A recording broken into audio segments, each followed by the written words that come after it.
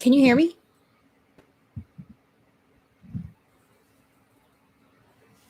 Hello?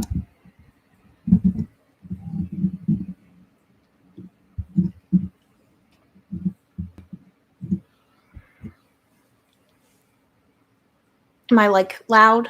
Too quiet? Do I need to move my mic closer?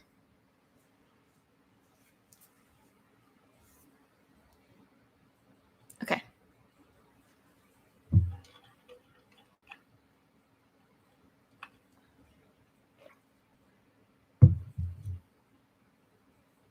Okay.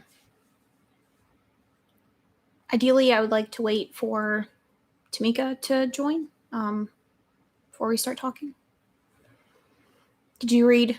I'm assuming you didn't read the book and you're just here to support me like a good little friend. Oh, thank you. I was feeling very anxious today, so I was, as you can see, I'm next to my bed because my bedroom is like my safe space.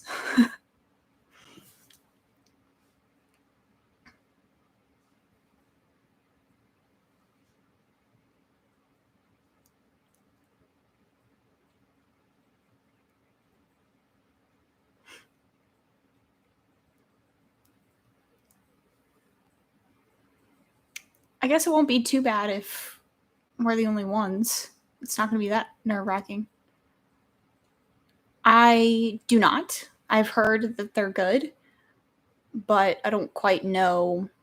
I guess because they're supposed to like make you feel weighted down and like obviously weighted blanket, but like weighted down and comfy, like you're cocooned almost.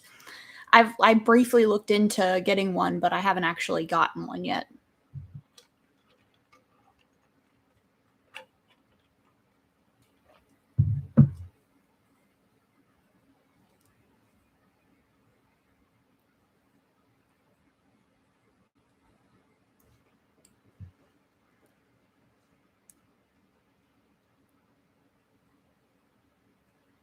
Is it like a full body thing? Like a whole blanket? Or is it like, I've heard they're expensive, but they're worth it, obviously. Most people feel like they're worth it, but is it like a full blanket, full body?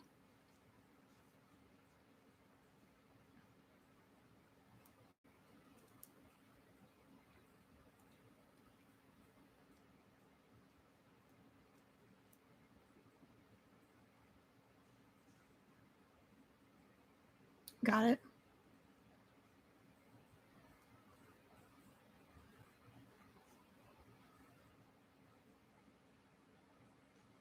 See, the bad thing about me is that like my bed is like my safe space, my comfy space, but then if I'm in my bed too much, then I get anxious about the fact that I'm in my bed too much and like I start bad talking myself and I'm like you need to get up and move and all that. So it's like it never ends.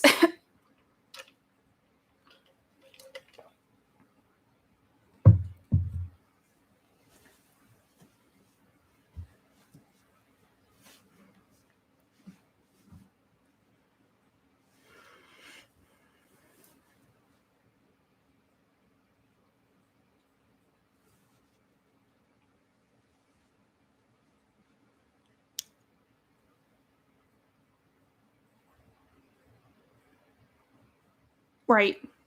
Yeah, that could be it. Definitely. But I'm not I'll take it. It's worth it in my opinion. So, hey, how are you? We're just waiting for Tamika to join.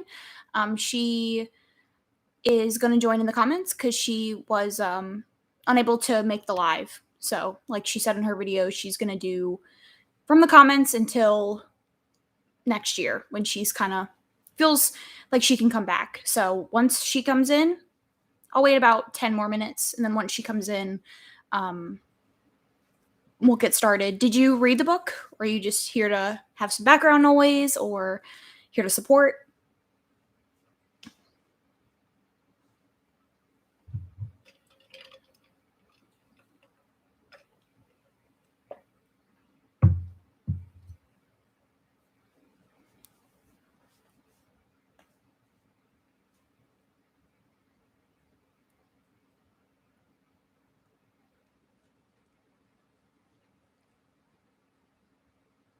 Good. I'm glad. I'm glad. This was my oh, okay. This was my third finished Brianna Hale. So yeah, I enjoyed it as well.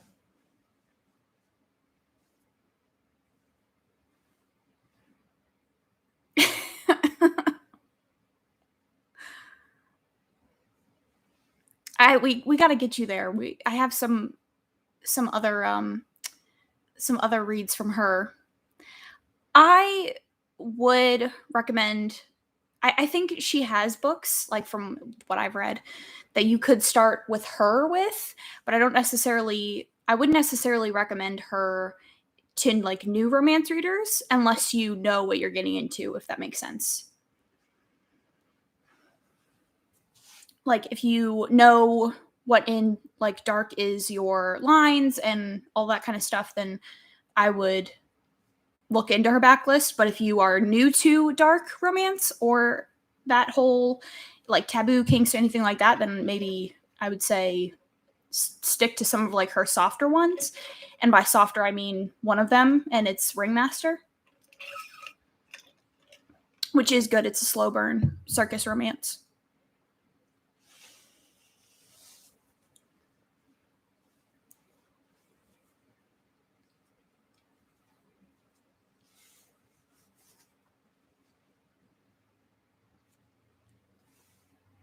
It's good.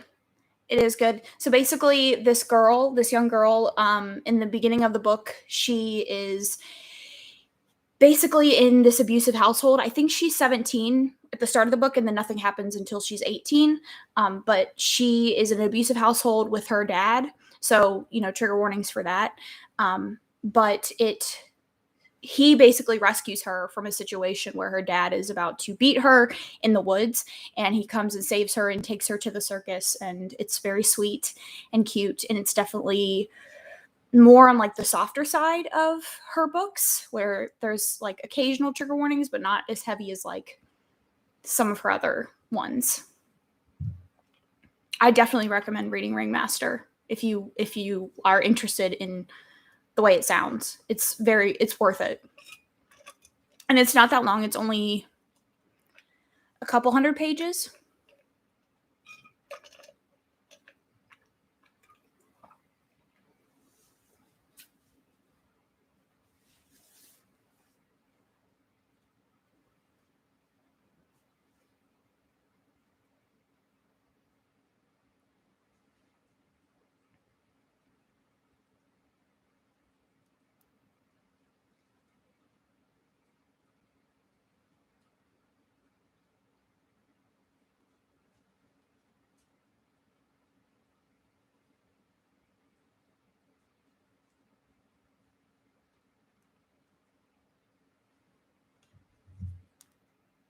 So I think we'll give it about 2 more minutes and then we'll get started talking about the Black Fox.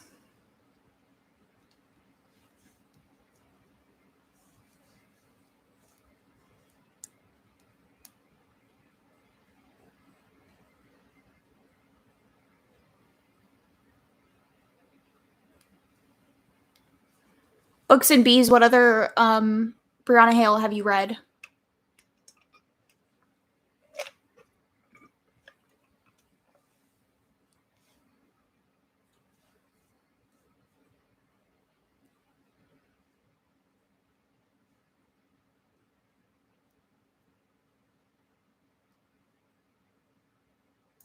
It was.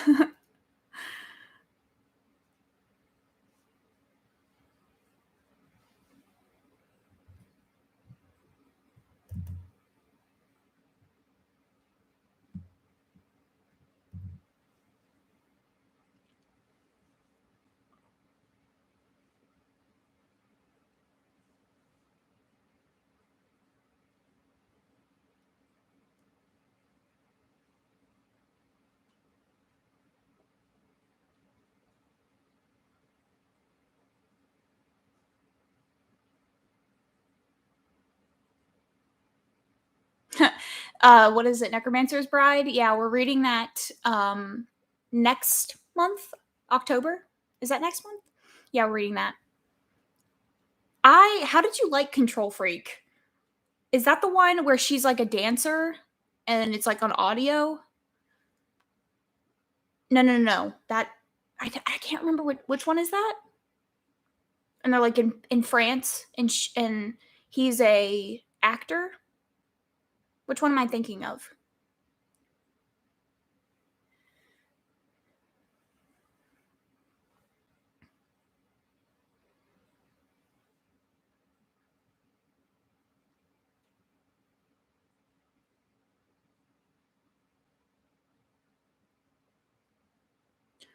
Hmm. Okay, maybe it's not that one. Oh, Soft Limits. That's what I'm thinking of. That's the one that's like exclusively on audio, I think. You can't get it on KU. And I read that was the first. I read Ringmaster and then I read tried to read Soft Limits and I DNF'd Soft Limits.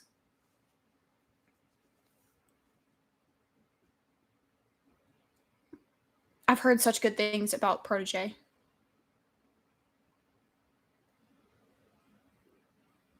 Yeah, I think Soft Limits. I don't think she's a dancer. She's just like a writer or something like that. I don't know why I got dancer. I probably read The Little Dancer and got dancer stuck in my head.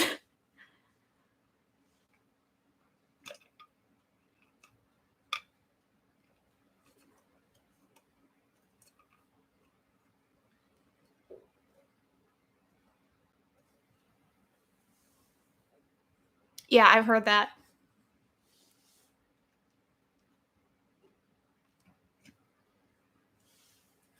Have you read Rush yet? Oh no, no, you didn't say you read Rush. I highly that's the one that I like super recommend to everybody. That's the one that I want like everybody to read. It's so good. Like Erica, you know how obsessed I am with Birthday Girl. Um, Rush like knocked Pike out of. As soon as I read it, I was like, "Goodbye, Pike. Goodbye, Birthday Girl." Like that's how much I love Rush. It's so good.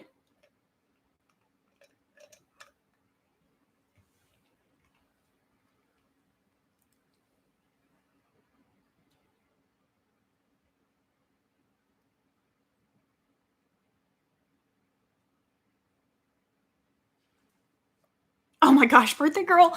Birthday Girl is like I could rave about Birthday Girl. I first read it the first time the beginning of 2020 and since then I have read it 5 times. The audiobook is impeccable. Like that book is just absolute perfection. Penelope Douglas was actually like the first author that I got into like her backlist that I got into and I absolutely loved basically everything that I read from her except Credence, which is a whole other thing. But Birthday Girl, I don't know what it is about Birthday Girl that is just like peak for me. Just so good.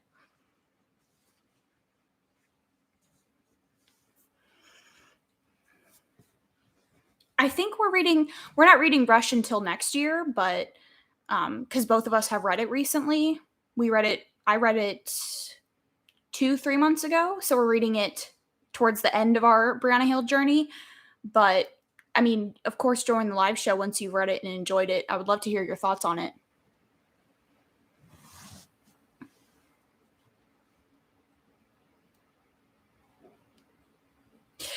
Credence is interesting. I don't necessarily know if I would recommend Credence after Birthday Girl. Personally, I would say like Punk 57 or her Devil's Night series. If you're like okay with getting into a series, in my opinion, her Devil's Night series is like fantastic. Credence is one of those like I absolutely loved it until we get like the big reveal. If you're familiar with that plot, you might know what the big reveal is. But once we get the big reveal, I was like not on board with it anymore. And but I love Penelope Douglas so much that I still gave it 4 stars, even though like I felt like I was obligated to give it 4 stars, even though it was more like a 3 star for me. But I still loved like the majority of it.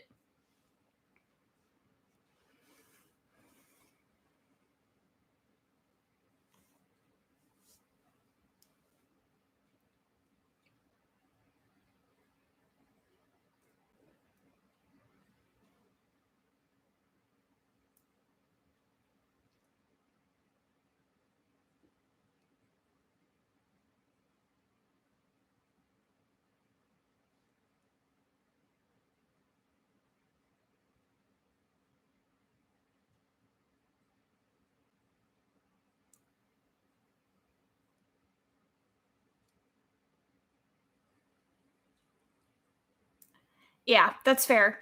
I mean, there were some people that like absolutely loved how it ended and gave it 5 stars, and then like Tamika, she gave it 2 stars. So everybody was across the board. I was somewhere in the middle. Um, I personally don't agree with the ending, but I love her as an author still, so I'll continue to support her. I haven't read her newest release, which is I'm kind of scared to. Bully is my personal favorite, like subgenre of dark. Uh, so I am excited, but I'm also super nervous because I don't know, when you get those jitters reading a new book from your favorite author, that's just kind of like I've been putting it off even though I really shouldn't.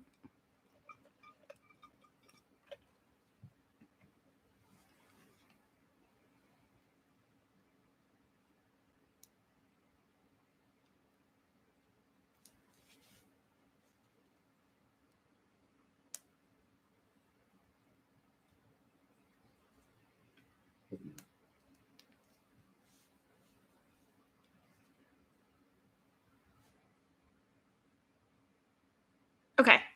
So I don't know if Tamika is going to join, but we're going to go ahead and get started. Yeah.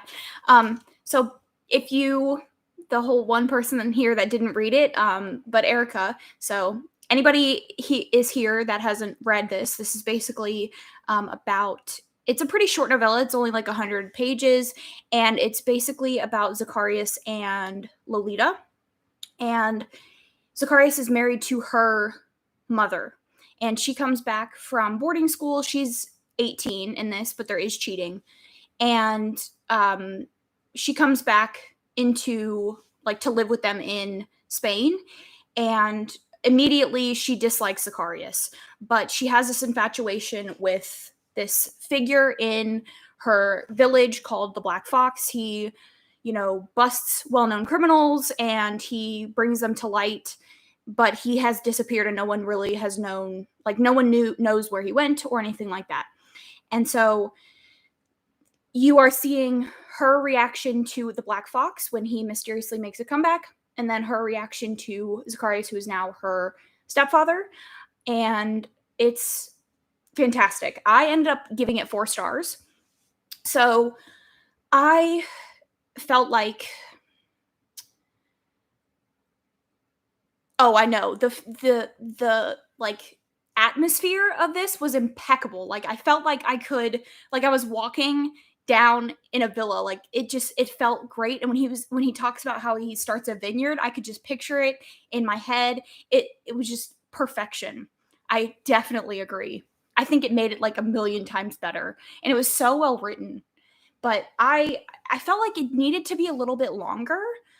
Like there was okay, so obviously if you're here and you haven't read this, you don't care about spoilers, but I felt like after the ball where she has the run-in with Zacharias where they have their first sex scene, and then she um has the scene with Zacharias in the kitchen, I think after they have a fight.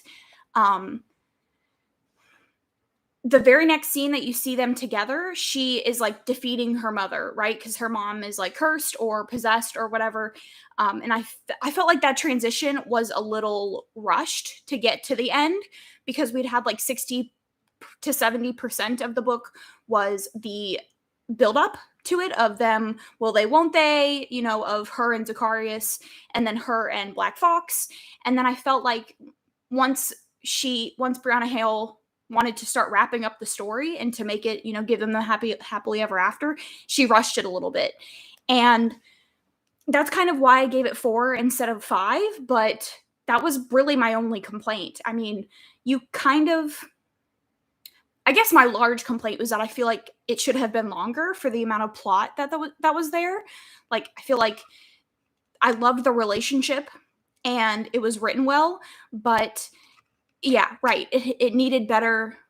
Yeah, the book, you wish it had better development, because I think because she had met the Black Fox that year before when they have like that flashback where he picks her book up off the street and she's like, I've been in love with you ever since. I think because that wasn't done through a flashback, it was done through dialogue between them, it was kind of a little bit hard to like see where that baseline for their relationship was, I guess. And I feel like even if we had just gotten a quick snippet of that flashback, or in the prologue where he, has that person tied up and he's like, "Oh, I'm getting married tomorrow. I have to give up my hood or whatever." If that had actually been a scene of them meeting, like that scene where they meet and he picks up her book, if that prologue had actually been that scene, then I think it would have set their relationship up a little bit better, and the ending wouldn't have been so abrupt where she's suddenly like, "I'll do anything for you, like I'll even kill my mom," and all of that. Because once that point hits, you never see her going from suspicious and disliking him to being in love with him. Does that make sense? So it felt a little bit rushed. And I also think that because we didn't get her point of view right at that end, which I get it's supposed to be like suspenseful, we didn't get her point of view like right there. It felt a little bit jarring. Sorry, I'm like talking a mile a minute.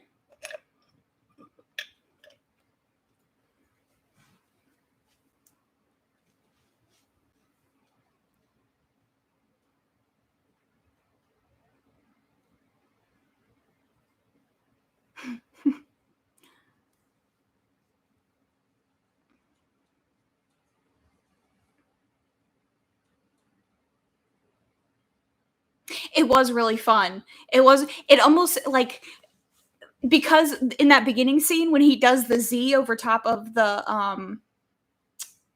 what is it? The like he's like a cop or something like that. When he does the Z over top, I was like, okay, it's gonna be this kind of story. Like I knew it was gonna be just kind of fun and sexy and all that. But I definitely would have liked it to be longer, for sure, because I liked the setup and I liked the characters. So if she had made it like even just 50 to 100 pages longer, I would have eaten it up. Oh my gosh, I know. It was so dramatic. It was so dramatic. The scene where at the end, when she like, knows that her mom is gonna poison, and she comes in that white dress that's just like slitted all the way down. I just have this picture of her like descending the steps all dramatically. Yeah. Yes, yes, yes. That's exactly how it felt. I totally agree. It was fantastic.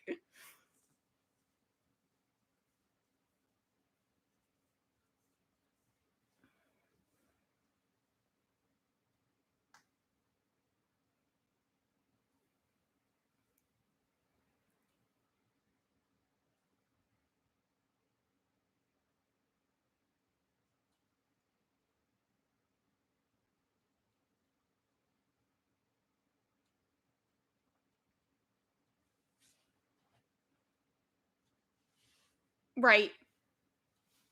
Like, it was just everything was so dramatic and passionate that I think, yeah, I agree.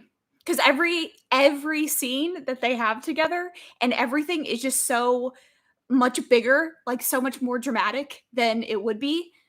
Right. Yeah, that's definitely true. With the cape, I definitely agree.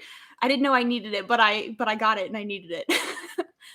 Yeah, it was every, like, scene that they had together was just so over the top and, like, passion-filled and dramatic.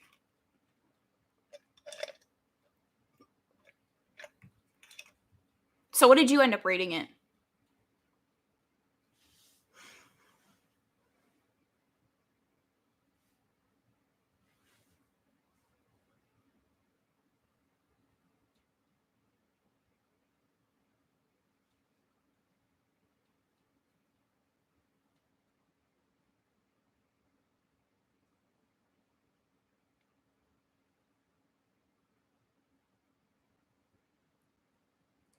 You know what's funny? You mentioned that, and the first thing that comes to my head is the Madison Kate series. Have you read that?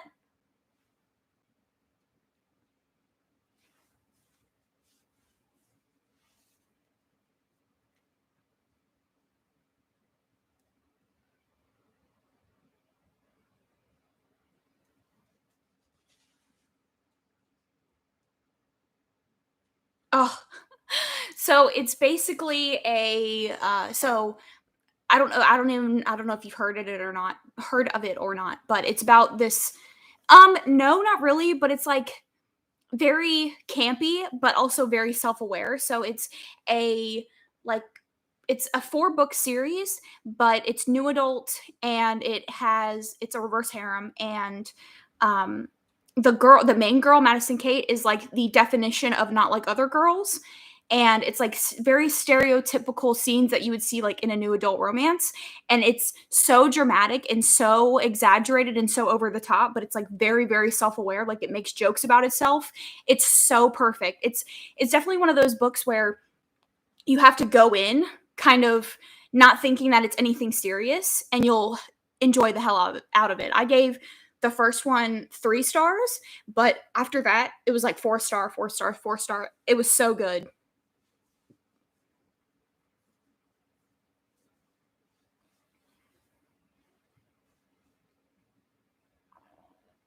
Oh, it's so good. If you read it, let me know, because I loved it so much. And Madison Kate, like I got my mom to read it, and my mom loved it, and then she started reading the Hades series, which is like a spin-off series. The writing is just something else. Like I know um oh, it's so good. Yeah.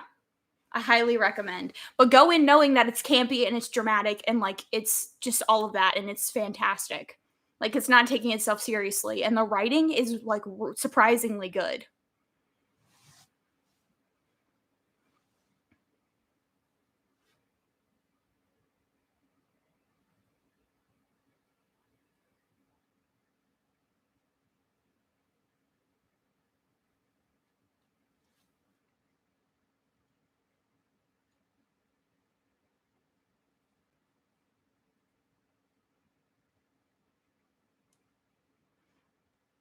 Yeah, it's good.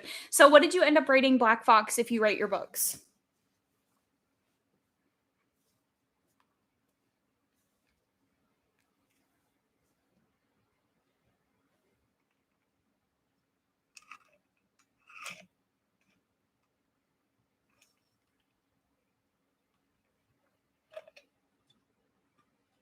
I like how I've been sipping on this empty iced coffee for like 10 minutes now.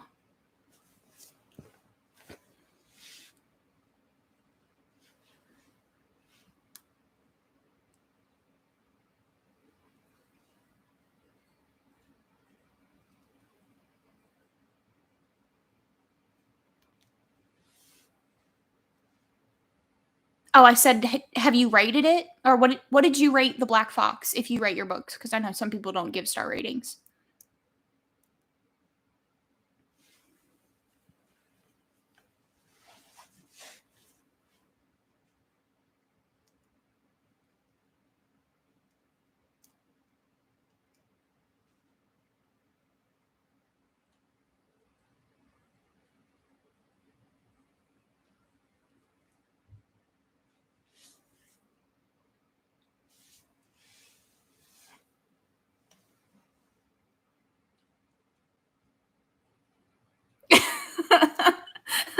I couldn't give it the full 5 stars because in my head I was like, okay, well, Rush was a 5 star.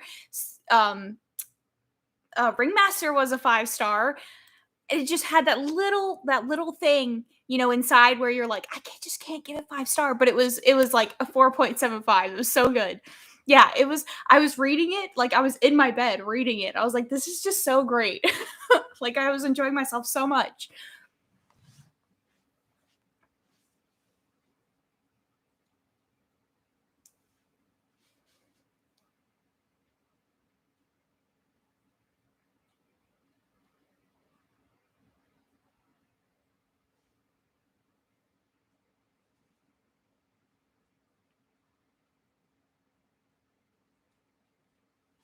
What was your favorite scene, do you think?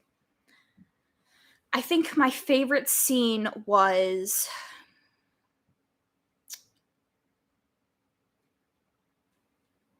hmm.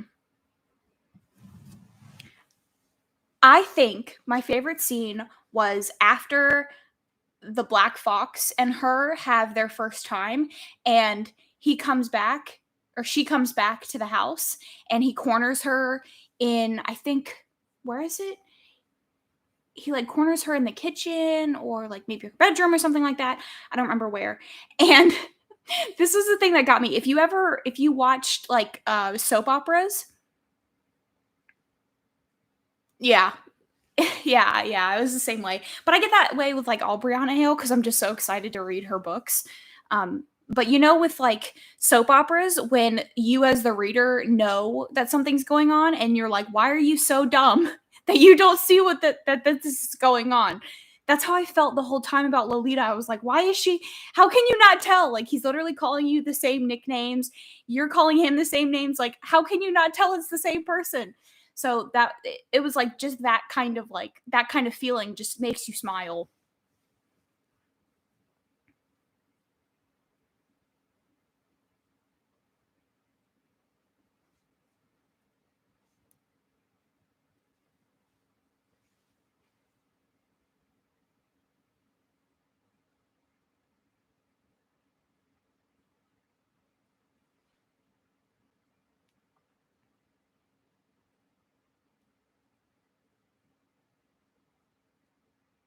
Oh my gosh, when he was like, and the world stopped, and it was like beat, beat, beat. I was like, oh my gosh. So dramatic.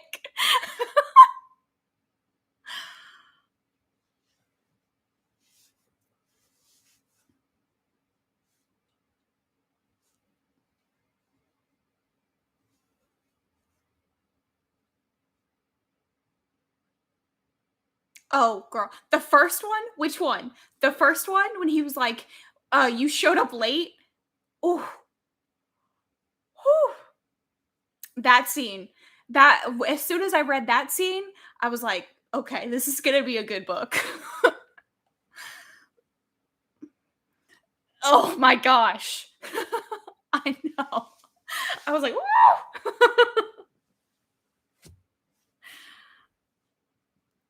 Oh, yeah. The other one, yeah.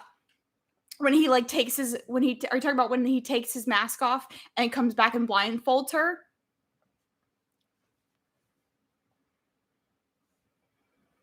Yeah, those were just perfection.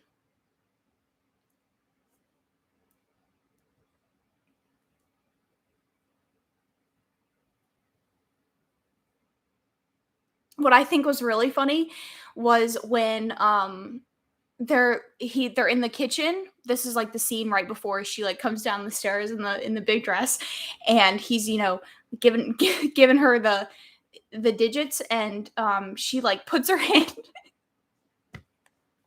she puts her hand up to his eyes, and she's like and then she runs off. I was like, "This is so dramatic."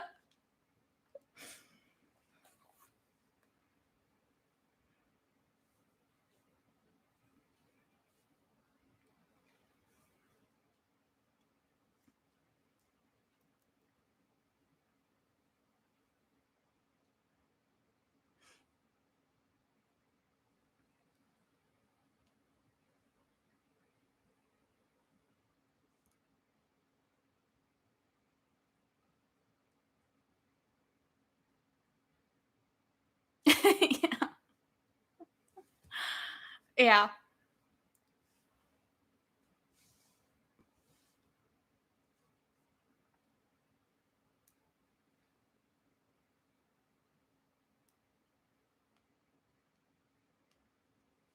I'm definitely excited to Yeah. I know. I know. And it's funny because I feel like every book by her, the vibe of them is so different. Like every single one, you get a different vibe every single time. And it's so crazy. She can just like she really can write whatever. Like did you read her new First Comes Blood under her pen name?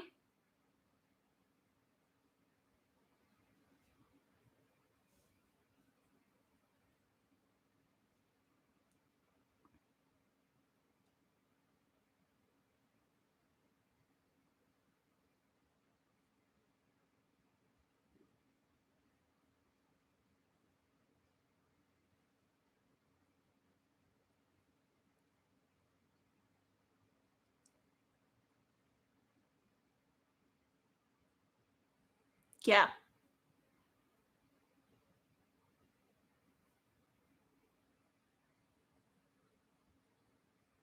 Whew. Girl. Wow. Wow. It's nuts. It's crazy. Crazy, crazy, crazy. And I think the second one comes out next month? No, November. It comes out in November. And I'm so freaking excited. I'm so excited for it. The first one was bonkers. I read it for the Dark Romance Readathon. It was absolutely nutty.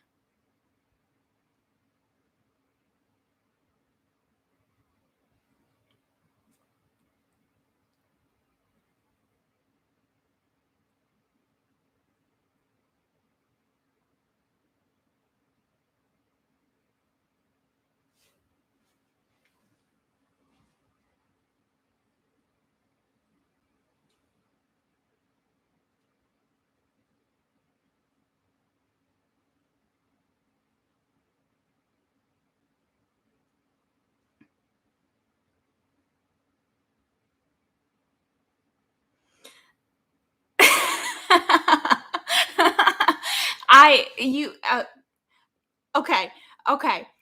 Drop everything and read that and rush. And then you can pick your TBR back up because those two books are, I will say though, if you have triggers, look them up. Look for, especially for First Comes Blood, because there's a lot and they're not nice like at all, and they don't try to be nice. They're very mean. They don't try to act like they're nice. Well, they kind of do, but you can tell it's like very manipulative. But it's bonkers and so good.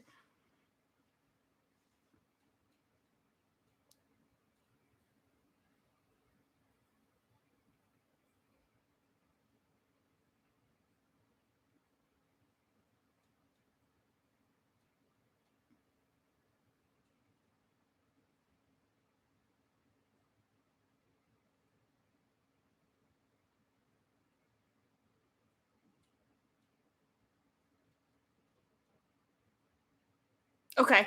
Yeah, no, it's insane. Like Erica, who's here in the chat with us, she wanted me to recommend her some books and I was like, "Okay. Okay. Yeah." I was like, "Okay, like what's your limits because this it's a lot."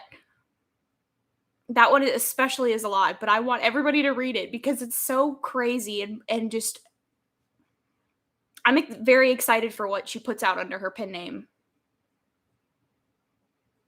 Oh my gosh, Feed is so good. Feed is so good. I loved it.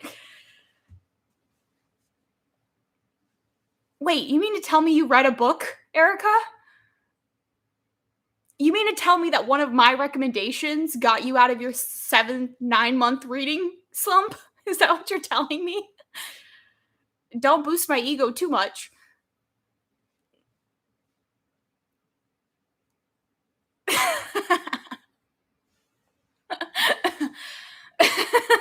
It's so good. There's a second one. There's a second one too.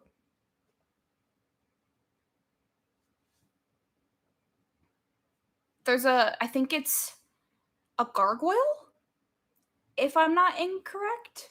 I don't remember what it's called, but I think there's gonna be like, I think Avita Weiss is writing, but I think she's gonna write full length books for the characters that are in the novellas. I think I could be incorrect, but Feed is just like top notch.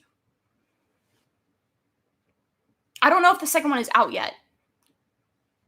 I've just seen people reading it. I don't know if they're reading the actual one or the arcs or what. I think, yeah, I think a gargoyle.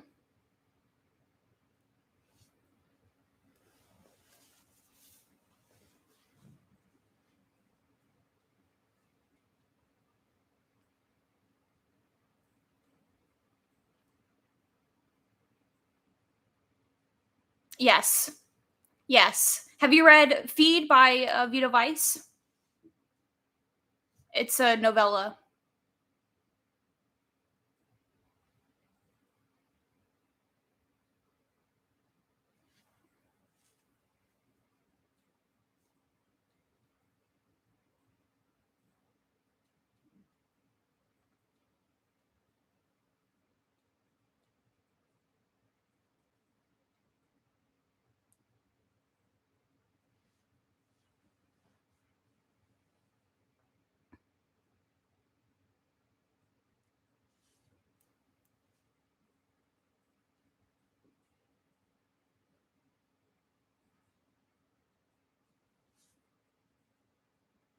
Oh my gosh.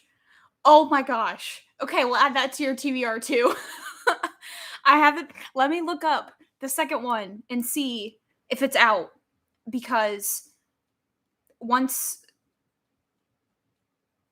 once you read the first one, I might be telling you to read the second one.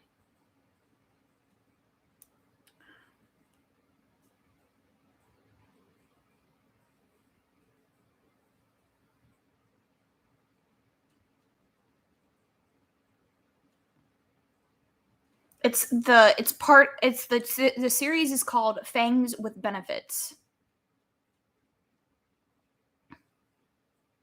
Skin is the second one. Oh, it came out July 16th.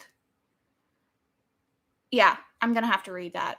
I'm gonna have to add that to my KU library as soon as I get something else off because I'm so excited. The first one was nutty. There's a up against a window scene, and if that doesn't tell you enough,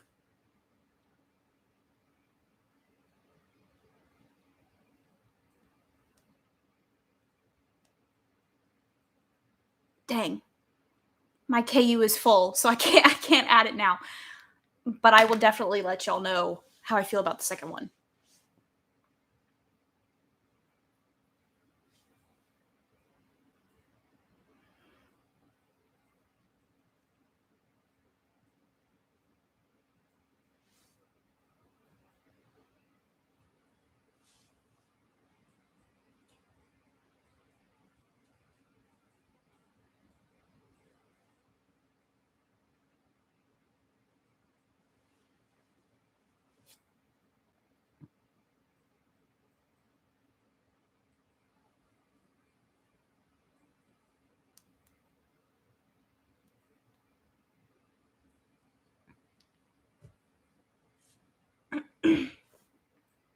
Speaking of KU, let's talk about this real quick because I'm about to start the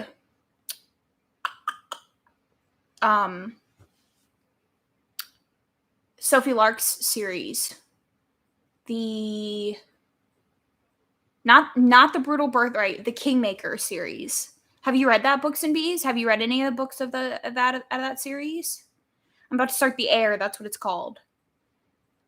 And I'm like weirdly nervous about it because I read the first one in the Brutal Birthright and I liked it. I gave it 4 stars. But I'm like nervous that I'm not going to like the Kingmaker series because I've heard it's even better.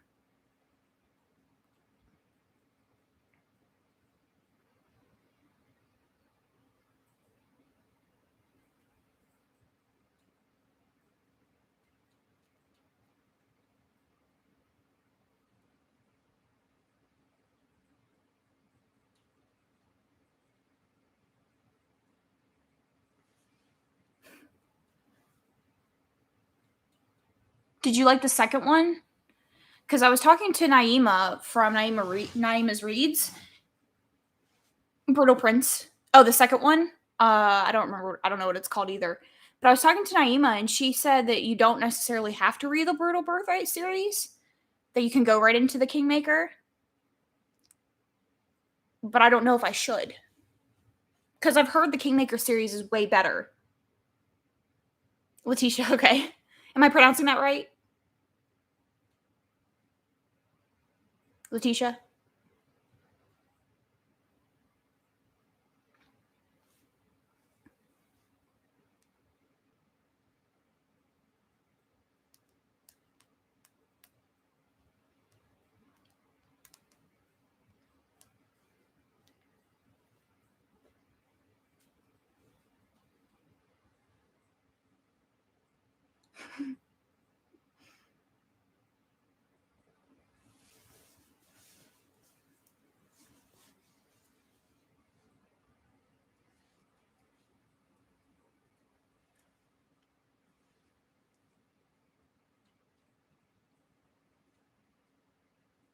Stolen Air, you liked it? Was it better than Brutal Prince?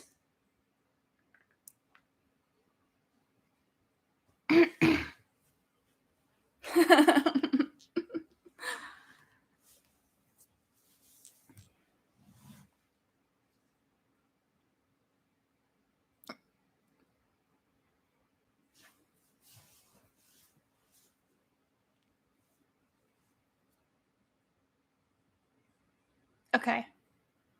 I liked the Brutal Prince, but I think that because everybody has been hyping them up, when I read them, I was like expecting more, but I did like it.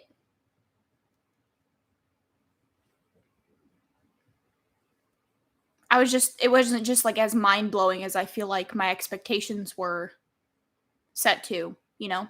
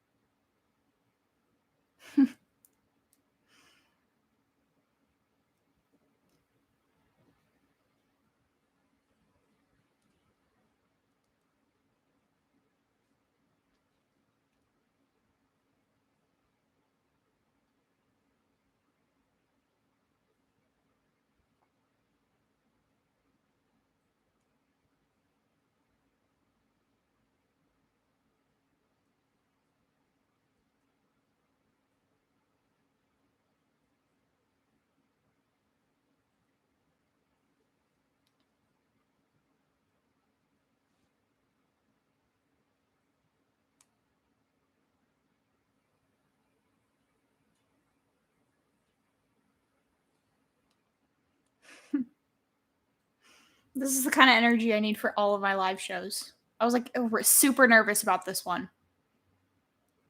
And this has been fantastic. Even though it's only been two people, but or three people, including myself. But it's like definitely helped me get over my nerves about live shows.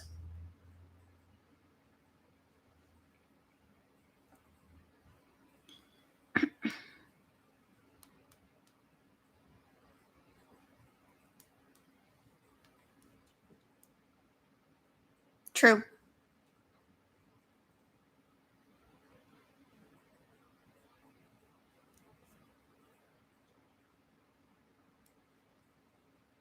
So what are you reading right now, Letitia? Thank you. I know Erica is in her the worst reading slump of her life. So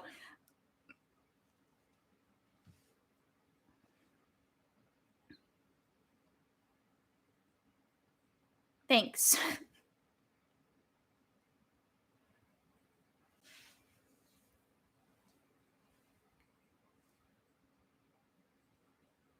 Marriage for One. Why do I know that name?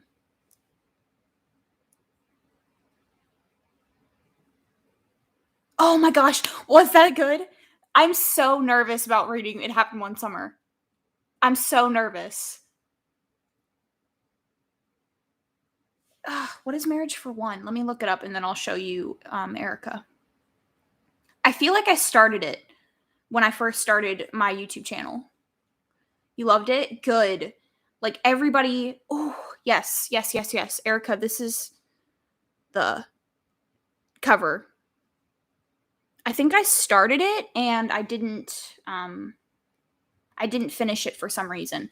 But It Happened One Summer, I've heard is so good. I've heard that is so good and I'm so nervous to start it because I know, mind blowing. I've read my first Tessa Bailey. When did I read that?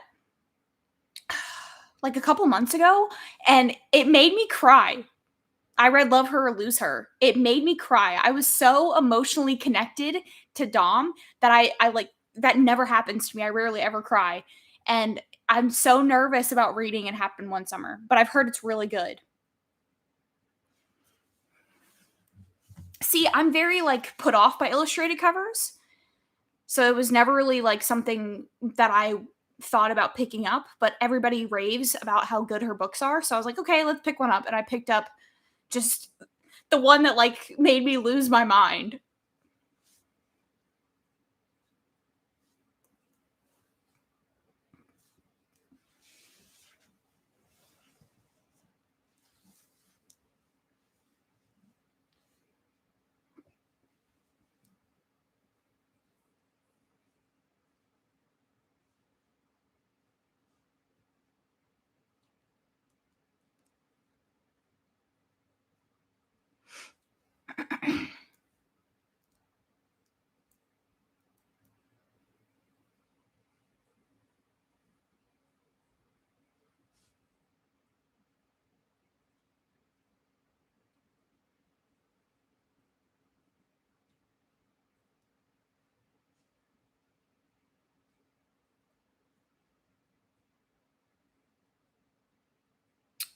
I don't think I've heard of those two.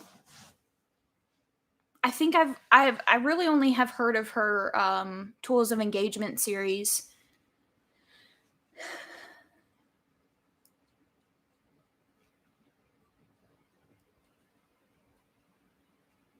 I definitely need to read it. I got it on audio from Scribd, but I'm so nervous. I think I'm gonna add it to my October TBR. Wait, yes, October. Golly, I can't even remember what month we're in.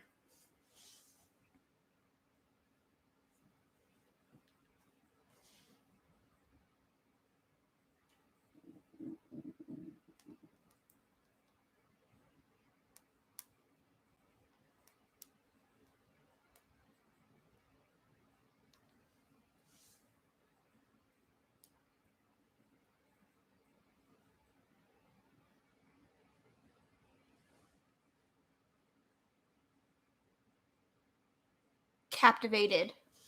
Is that on KU or do I need to get it on Scribd?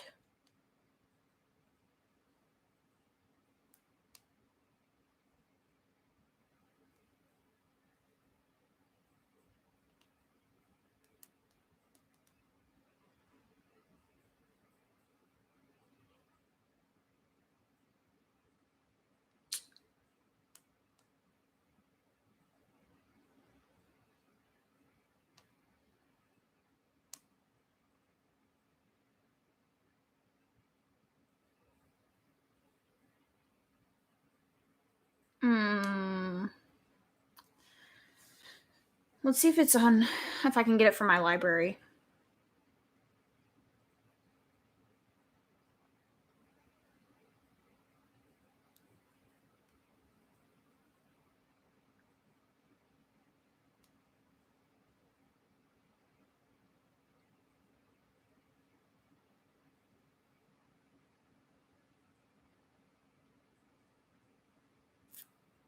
Okay, I'll have to find it somewhere. But I'll have to look it up.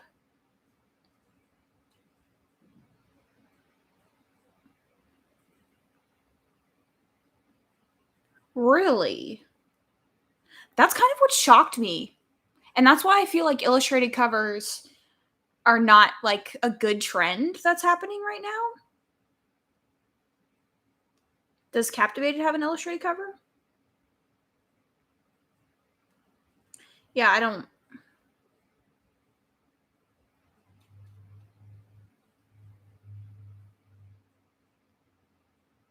I've heard that like her books are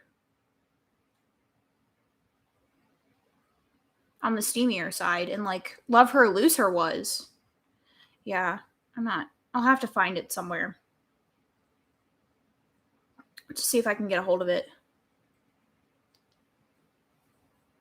Yeah, yeah, yeah.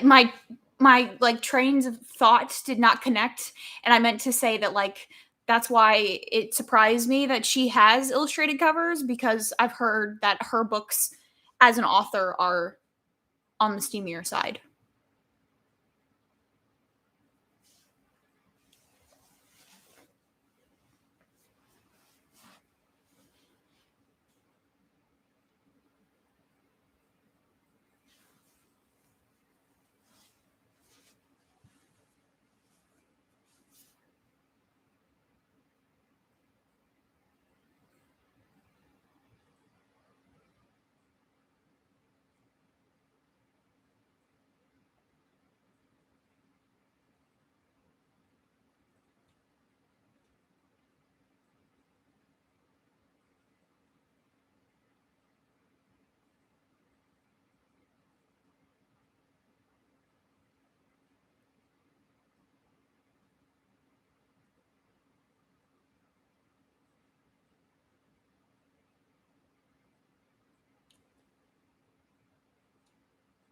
Which one?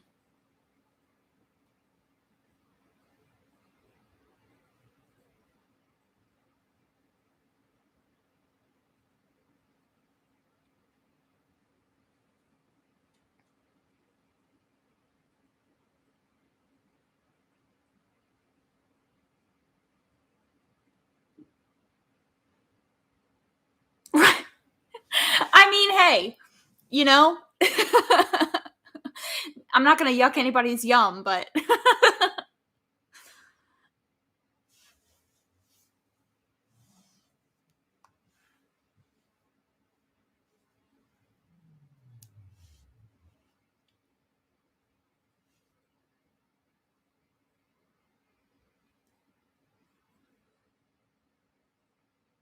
I feel like that's the trap with illustrated covers, though. And I think like a lot of, people in the romance booktube side have like talked about how they're an issue because you could pick up, Beach Read that has an illustrated cover, but it's like a pretty dark book, and you just never know. Or like the Abby Jimenez one that has she's dealing with loss of a loved one, and then her second one, which is like she has possible terminal illness, but you couldn't tell by her covers. So like you go in expecting something, light and fluffy, and that's not what you get. Or Float Plan, which is about a woman who is dealing with the loss of her husband or her something like that.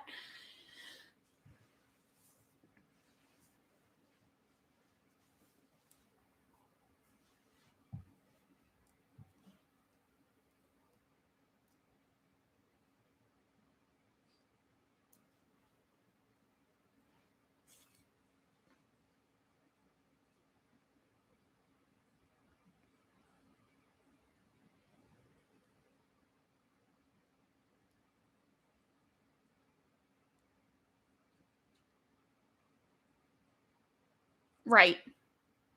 And I also feel like they're doing it to make romance more palatable because most people don't want.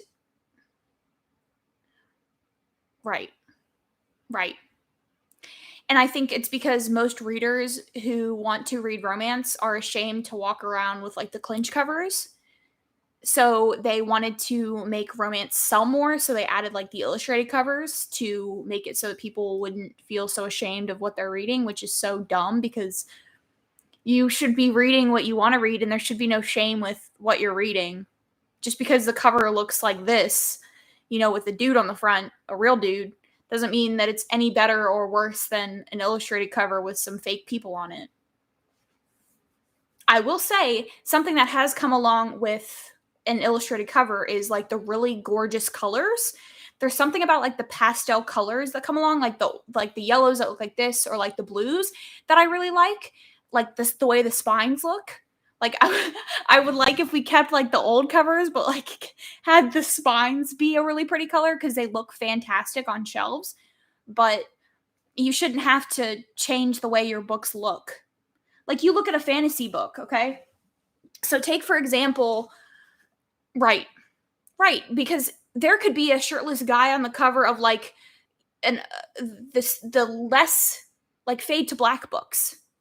So that doesn't mean anything, right? And there's varying levels of steam in every book. So just because the shirtless guy's on the front doesn't mean anything. But like take this, right? The Wheel of Time book.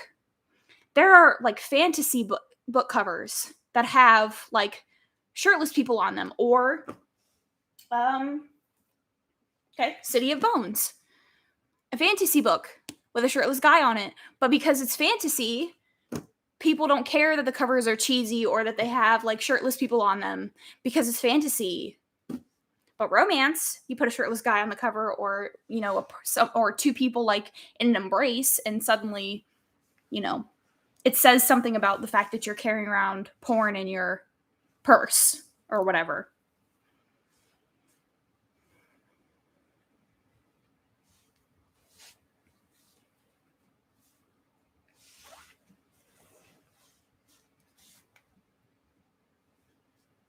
Right. Like look at the Elements series by Brittany C. Cherry. I think like two of the three books in that are fade to black, and the first two books in that series have shirtless guys, and like her writing is like revered as being very emotional and all about like the romantic connection between the people.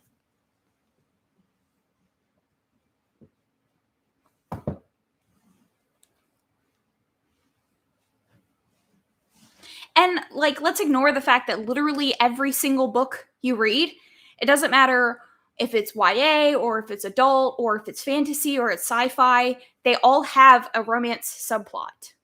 And a lot of people that read fantasy root for the love interests, like for them to get together, and they're rooting for the romance. And they talk about the romance and whether they like the romance or not, or whether they like the love interest.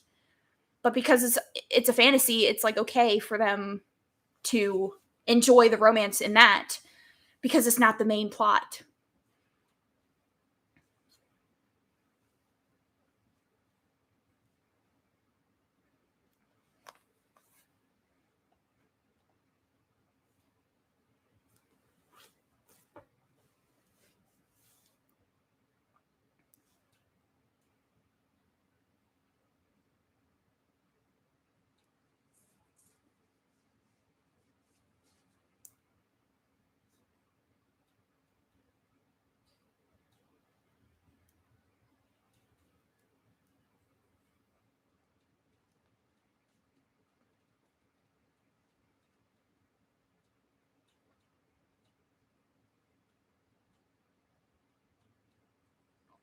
Right.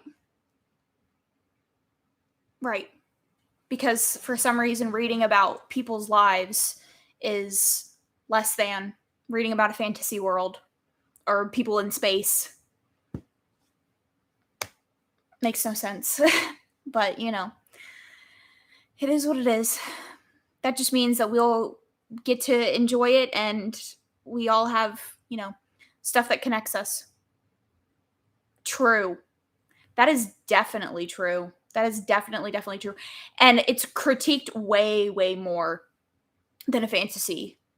Because you can have a fantasy plotline reused like this 5 times over and over again by all of the popular fantasy people.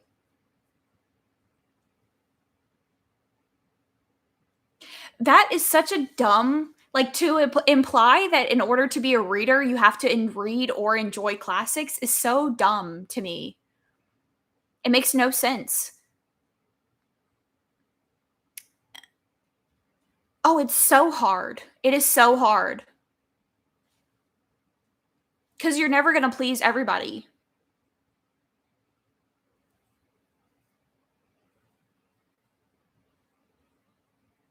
Right.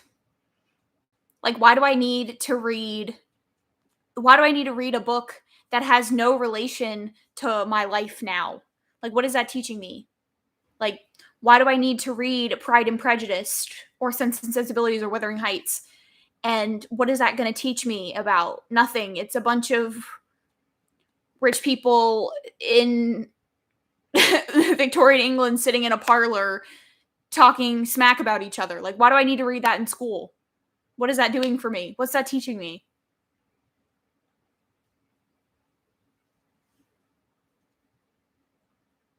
Also, like The Great Gatsby. Again, more rich people. Uh, so dumb. That reaction is so dumb. If you want to read YA, read YA. You could be 60 reading YA. So what? You could be 60 reading a YA and you never read a classic before. So what?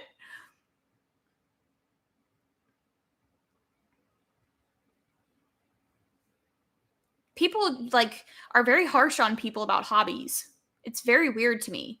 Like you'll go to someone who like their hobby is playing video games or their hobby is playing basketball.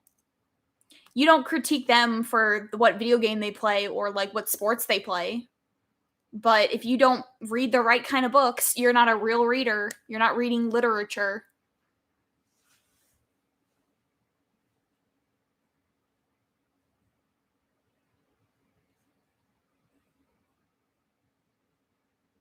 Oh, absolutely. That's true. That's very true. And that's why romance is like not it's frowned upon because it's predominantly women writing for women.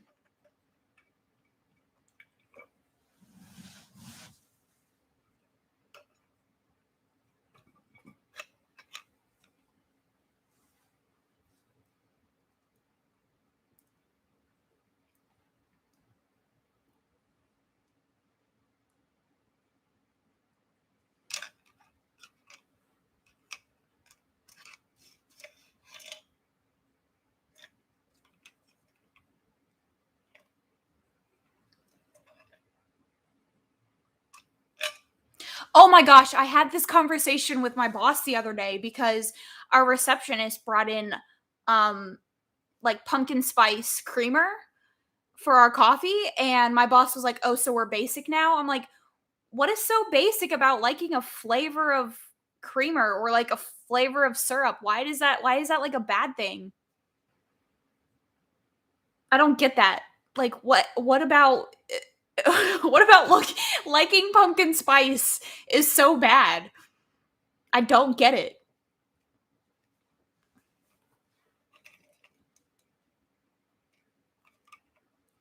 Right.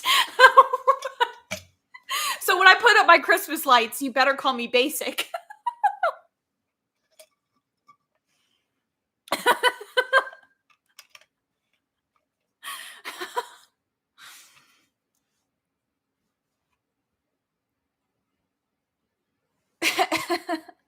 That's so true. Oh, God forbid I read a Santa novella.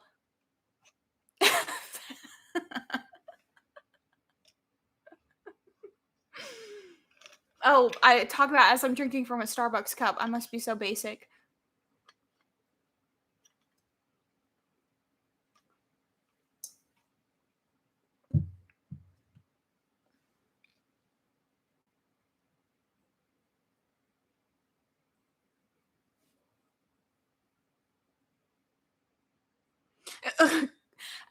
As a employee of Starbucks for like 5 years, 6 years, I no longer discuss Starbucks.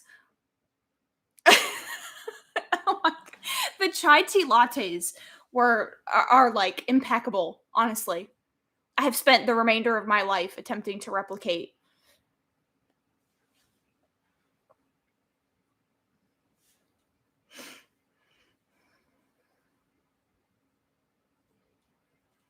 Oh my gosh, it was honestly awful, and I worked at one right outside of like, a really big amusement park in my state.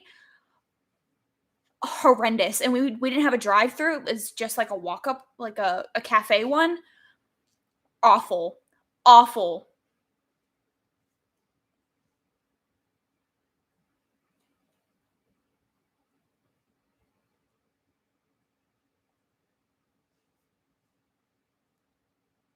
Yeah, burn the whole city. And it's funny to me. Oh, it's horrendous. It's really bad. It's really, really bad. But I will say it taught me how to make coffee.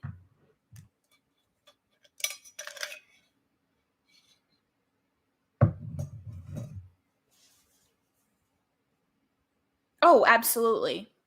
And I was a supervisor on first shift next to an amusement park and a gated community.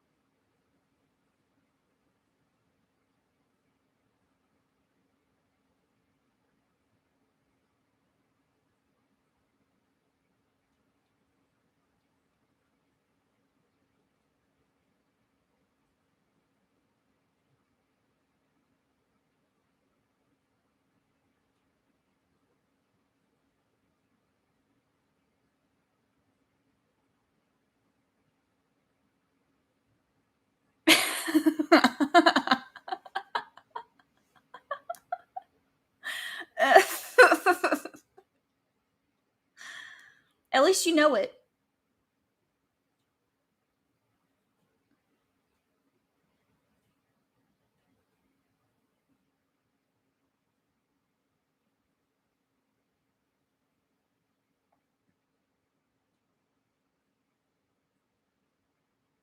Oh, Tamika, we already did the damn thing, and now we're kind of just hanging out. How are you?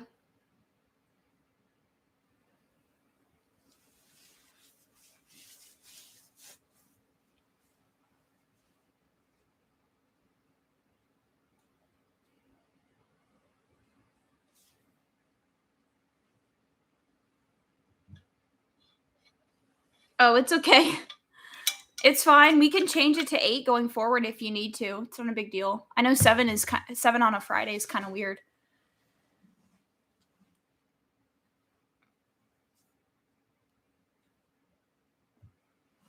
It's okay. Okay. If we need to adjust it, just let me know. It's not a big deal.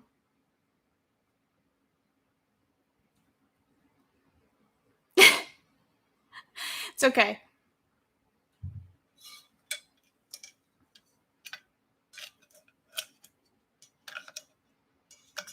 Yes. Letitia gave it a 5. You'll be very proud. Erica didn't read it. She's here to just have her lovely presence made known. I gave it a 4, as you know.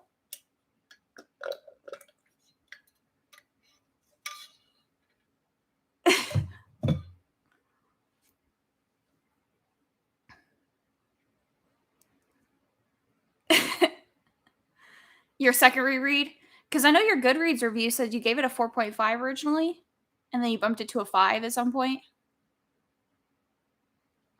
Yeah. Letitia and I were talking about how much it feels like a telenovela. It's so dramatic.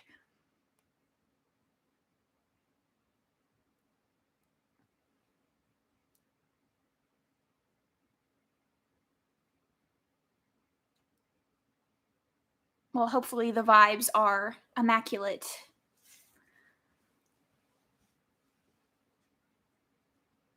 I want more. I want more. Like I was telling, we were talking about this because like at the end, when you get that moment, you know, like when she comes when she comes down the staircase in that white dress and it's like, you know, slit all the way down, and it it felt like we should have gotten her point of view. Like I know why we didn't get her point of view because it made it more dramatic, but it felt like we needed her point of view there because it was kind of a weird transition from like hating him to like being in love with him. Like we got that one moment where she like covers his eyes in the kitchen. But it was like, whoa, all of a sudden, all at once. Very dramatic, like the rest of the book, but I want like at least 50 to 100 more pages. Like a whole other book would be fine, honestly. Oh, it's so dramatic. Like peak drama. Peak drama. That first scene with the belt. Oh, and Letitia was talking about when he sees her for the first time. He's talking about how the bell goes off. So dramatic.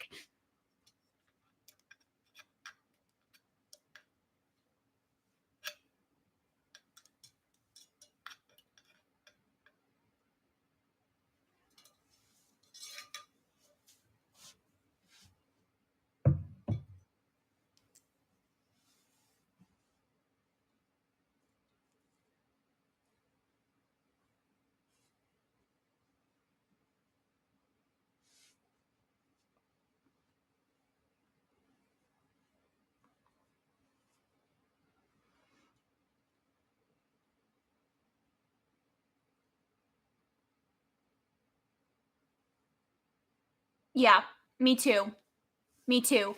Because I feel like we were talking about this earlier. I felt like that prologue where we get him, um, you know, tying that guy to the post. I felt like if that had been the scene where she drops her book, if the prologue scene had been the scene where they meet for the first time and then they skip forward a year, I felt like it would have like established their baseline connection a little bit more, so it wouldn't have made it feel like as jarring as it was. Or if it was longer, either one.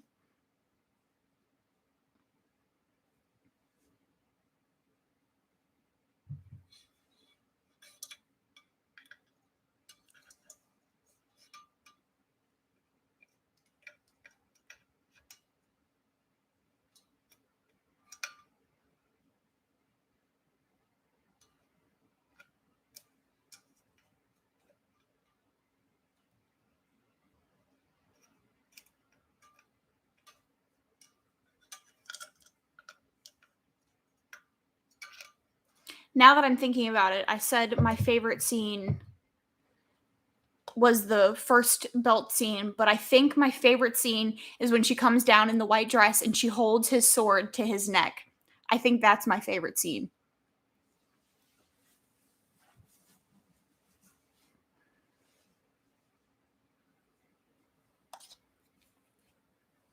Yeah. As soon as I read it, I screamed. I screamed. I was like, "Oh, it's gonna be like this. That's what this is gonna be."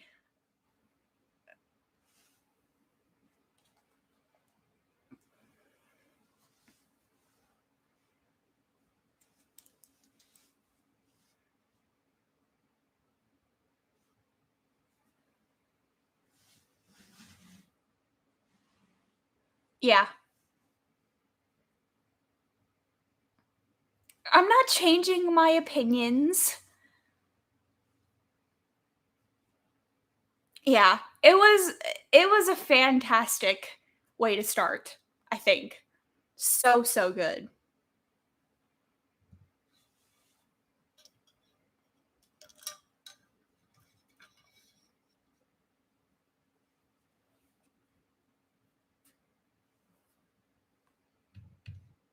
I think like I said this earlier, but I think my favorite part is like the whole time you're just like, how do you not know that it's him?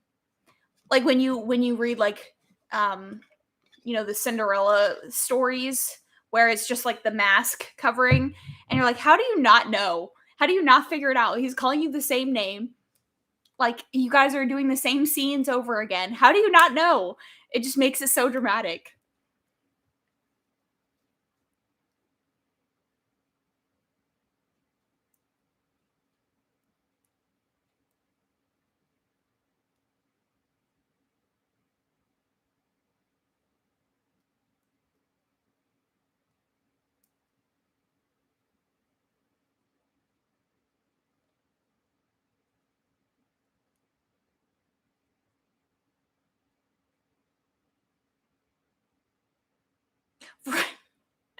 Right.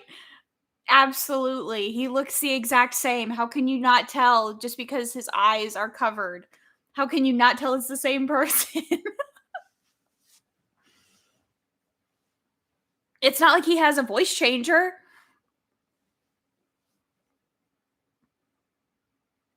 And that just makes it all the more dramatic when they have the scene in the kitchen when she covers his eyes and like runs off.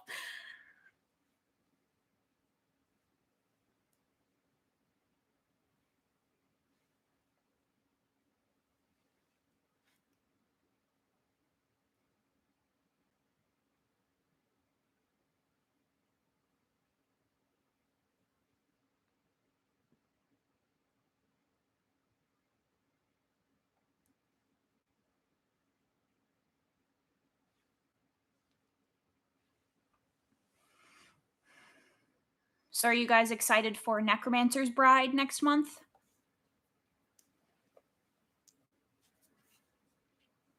I've heard it's weird.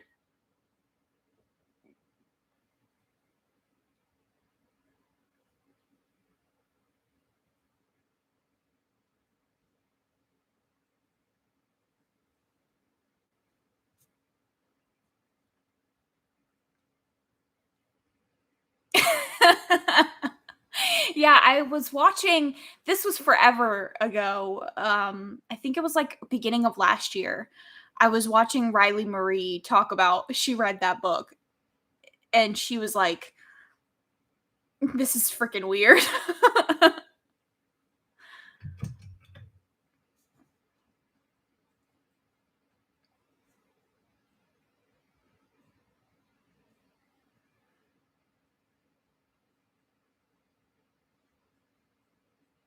I kind of feel like it might be my favorite. Like nothing is gonna ever beat Rush, but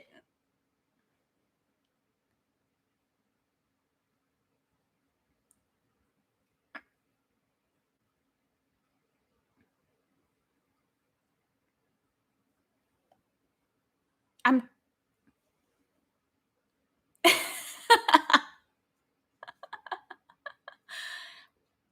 Really? You like Rush more than the Black Fox?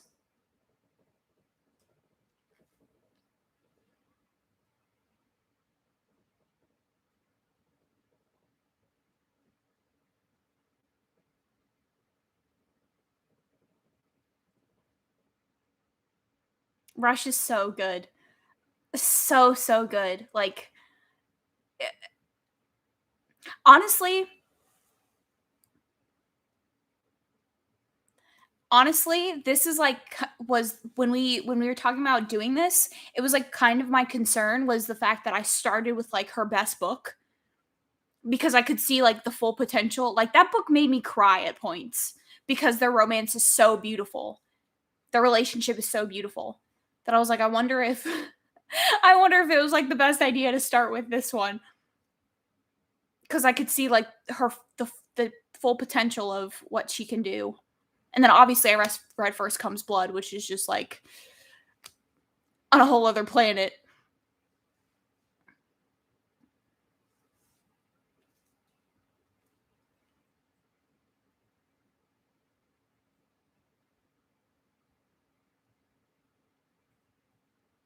Really.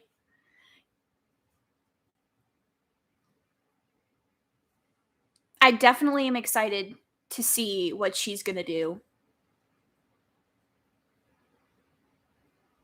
Yeah, that's how Rush is. Rush is the same way.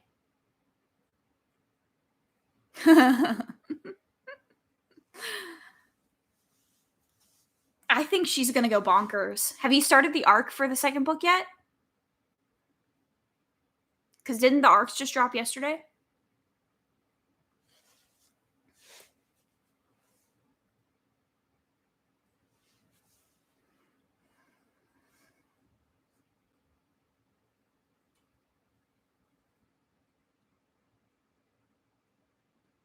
Oh yeah, yeah, yeah. That makes sense. I didn't sign up either, honestly, out of laziness. That's fair.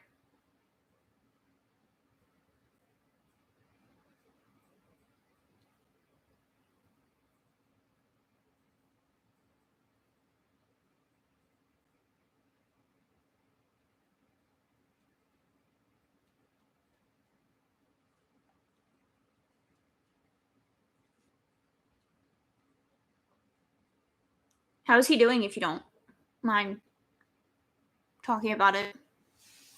If you don't want to talk about it, I understand.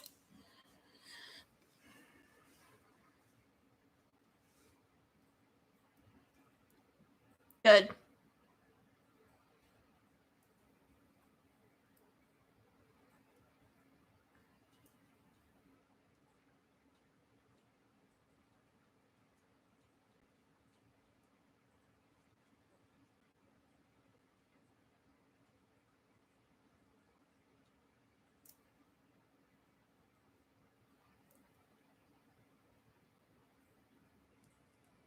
Well, he's in my thoughts, of course.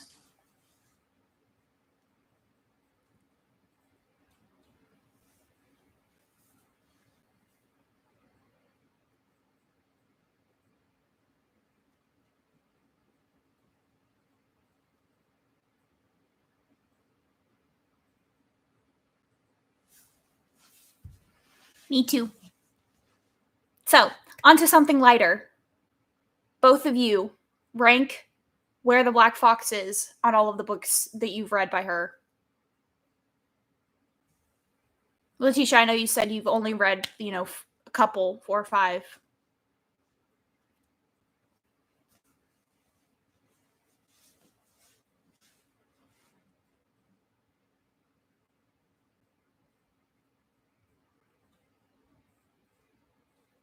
Remind me which ones you've read her whole backlist? Which ones haven't you read?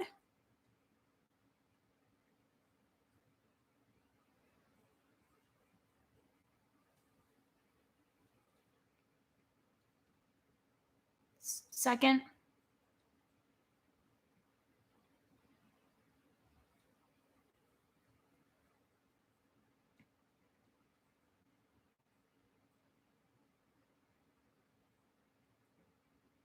I mean, I've only read Rush, um, Ringmaster, and then I DNF'd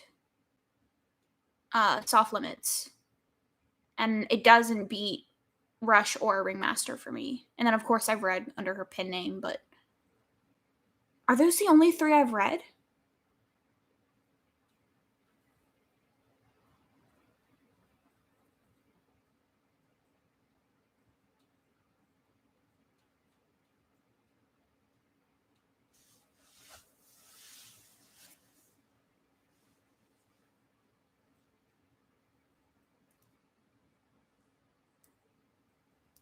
I loved Ringmaster.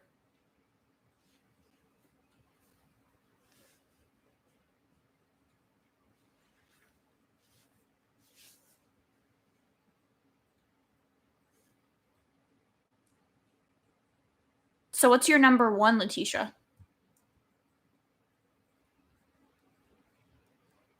The Protege?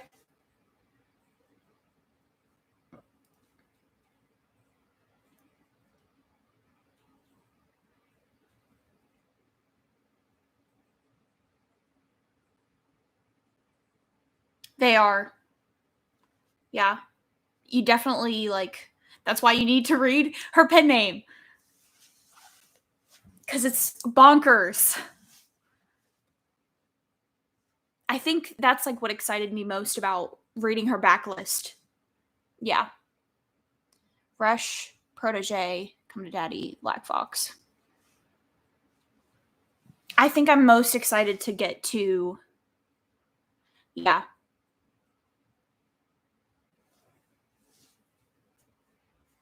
I think that's what excited me most about reading her backlist was that I knew everyone was going to be different.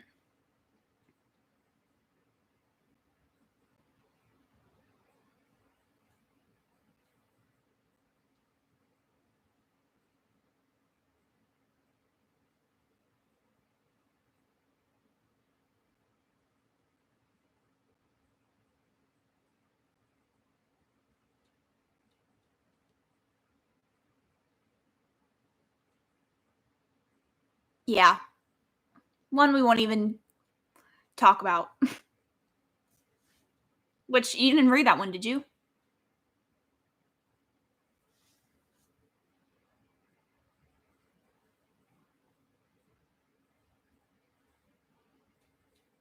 Yeah. What was the one you disliked?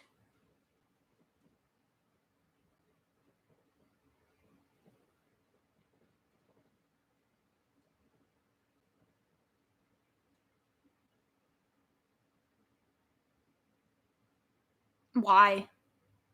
When are we reading that? Are we reading that? Why didn't you like that one?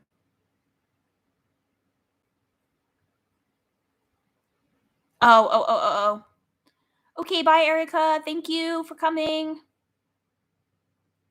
Yeah. I think you told me you didn't like that. It's the one in the Devil's Court or Dev something court?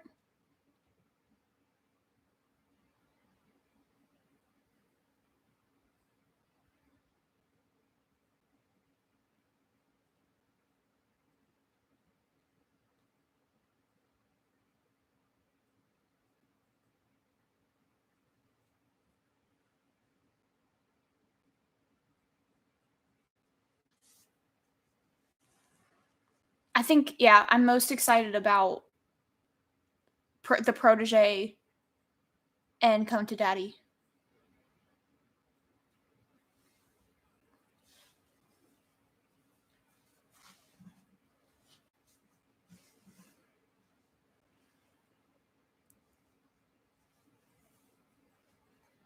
I know.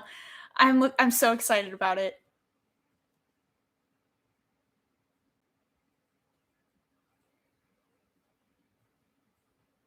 Why? Because you love it so much and you're nervous?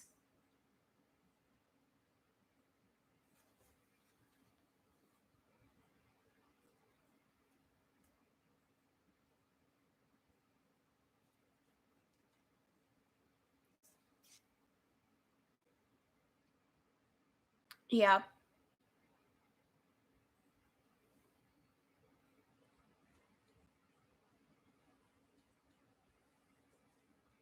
Gotcha.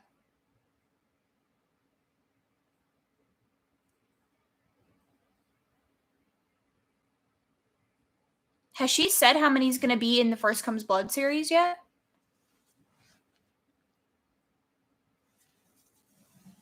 3? Is she gonna do a spinoff?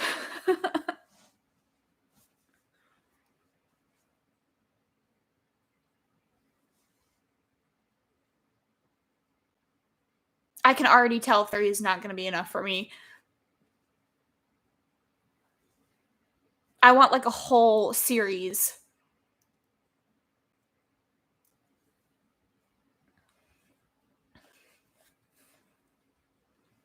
I mean, we got freaking all of the other Mafia series that everybody hypes up. I wanna scream about this one from the rooftops. Oh, it's so good. It's really, really good. I highly recommend it.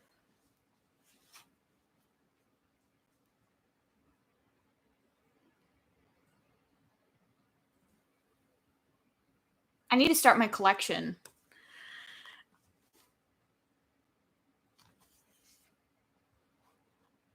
It yeah.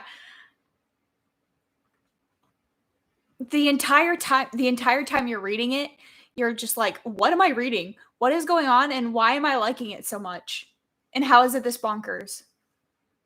Like, their initial meeting is nutty. I did, I put, Rush.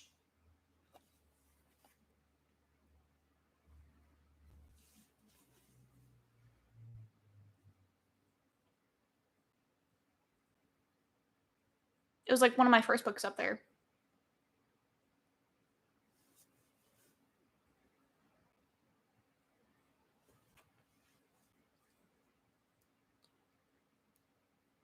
No, she got me Neon Gods.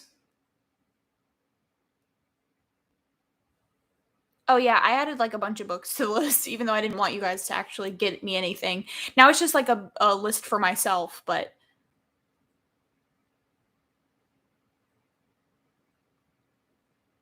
it's okay.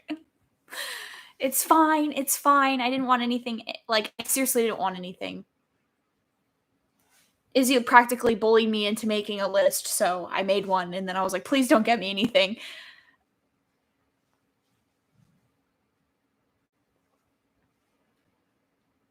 Yeah. She was like, "Well, Tamika's gonna be mad if you don't have one anyways, so you might as well make one." I'm like, "Okay."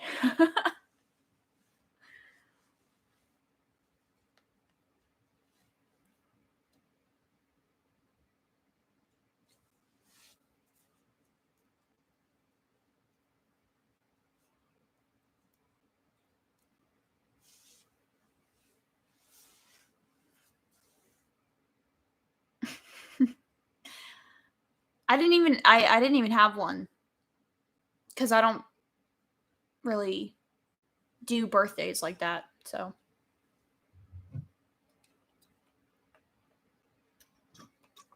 I was, like, seriously not expecting anything.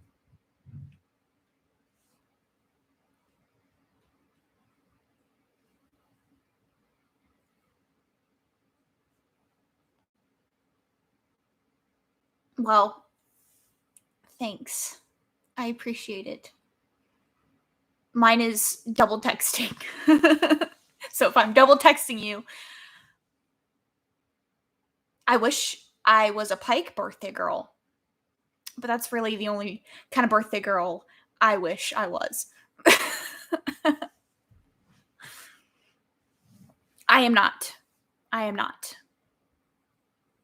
I never really have been.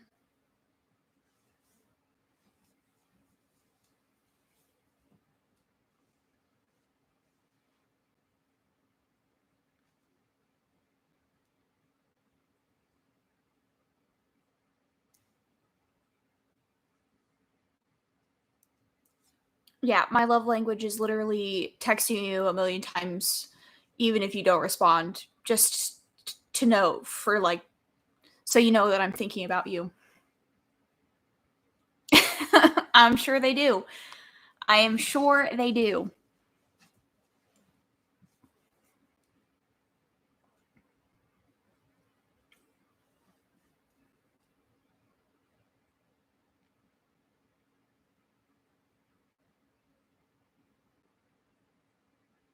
Right.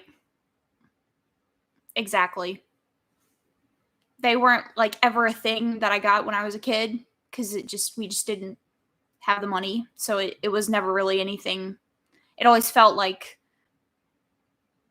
an inconvenience almost. I'm very much like I don't like to inconvenience people person, so I'll just not, say anything. And that's kind of how it felt about birthdays, so I've always been like if I want it, I'll get it myself. Izzy was basically like yelling at me because I was like, I don't deserve it. I don't deserve the gifts. I haven't done anything. She was like, what are you talking about? You don't have to deserve it.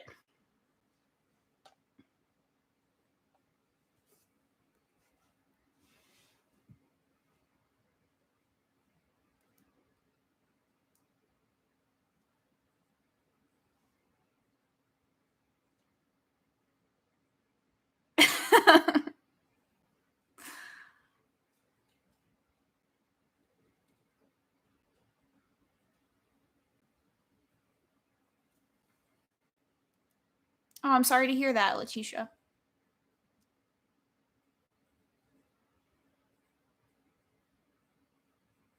My entire personality is like the exact definition of what a Virgo would be. So birthday, like holidays, are my arch nemesis.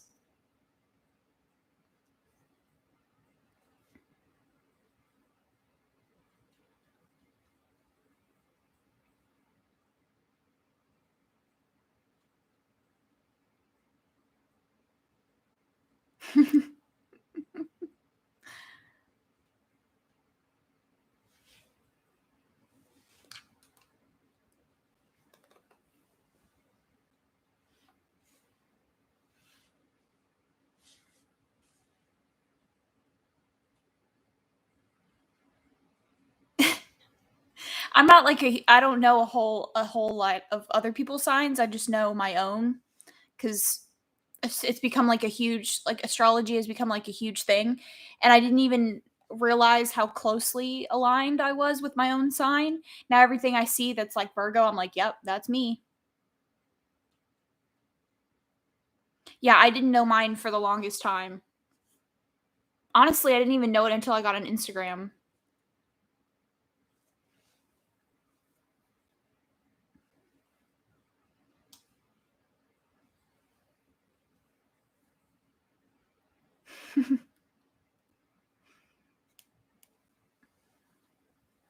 My partner is an Aries, I think.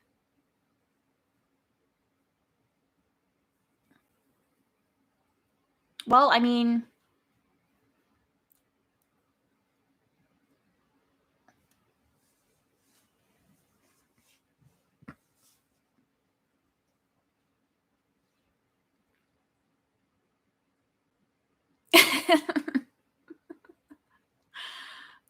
she is the one that I go to when I need to put on my petty pants. So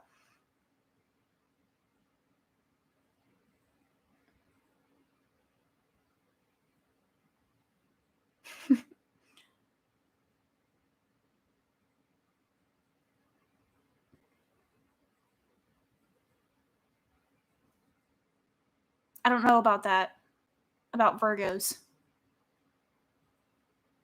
I try.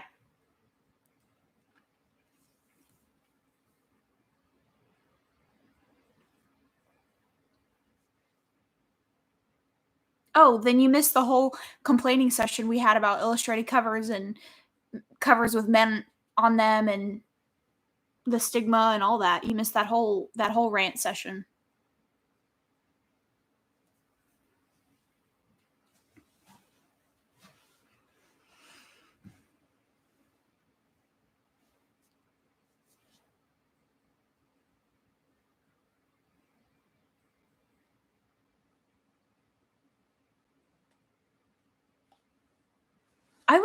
I like gossiping, but then I feel awful. I just feel mean.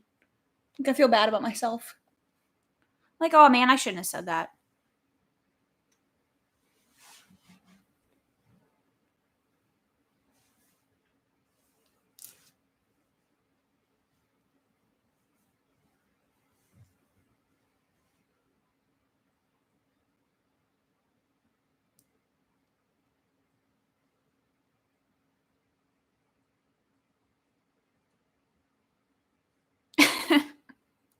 I think we all have that family member.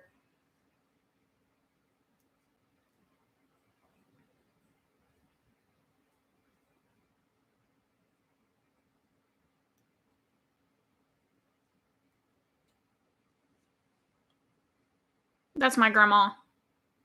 She'll tell you everything about everyone in her church for hours. She knows their whole family tree back to like 10 bajillion grandparents ago. She knows all their drama.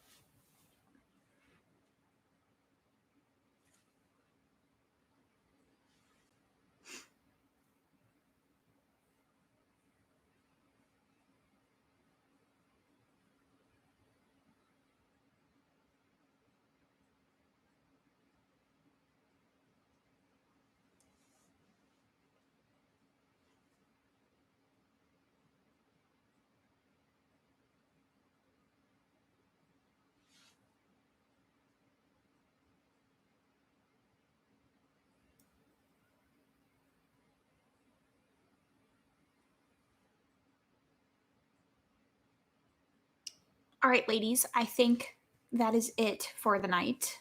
Thank you for stopping by our book club. Thank you, Letitia.